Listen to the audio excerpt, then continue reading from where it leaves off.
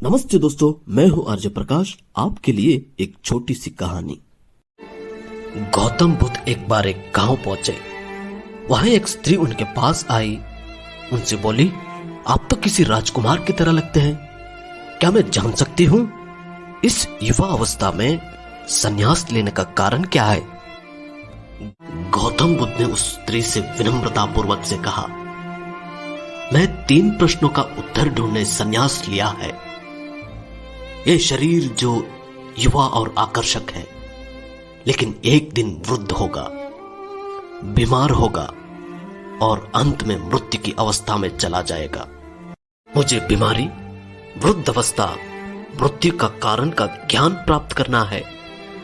उनके बातों से प्रभावित होकर उस स्त्री ने भोजन के लिए अपने घर आमंत्रित किया, लेकिन उस गांव वालों ने उस स्त्री को पसंद नहीं करते थे।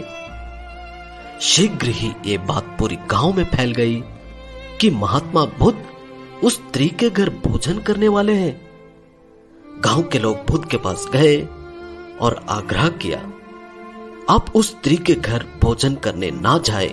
महात्मा बुद्ध ने कारण पूछने पर गांव वालों ने यह बताया कि वो स्त्री चरित्रहीन है। महात्मा बुद्ध ने गांव के मुखिया से पूछा, क्या आप जानते हैं ये स्त्री चरित्रहीन है? मुखिया ने बोला, शपथ पूर्वक कहता हूं कि ये स्त्री पूरी चरित्र वाली है, कृपया आप उसके घर ना जाए। महात्मा बुद्ध ने मुखिया का एक हाथ पकड़ लिया और फिर उससे ताली बजाने बोला। गांव के मुखिया ने बोला, मैं एक हाथ से कैसे ताली बजाऊं, क्योंकि मेरी दूसरी हाथ आपने पकड़ रखा है। ऐसे में मैं कैसे एक हाथ से ताली बजाऊं? गौतम बुद्ध बोले, जैसे आप एक हाथ से ताली नहीं बजा सकते, वैसे ही वो स्त्री खुद ही चरित्रहीन नहीं हो सकती।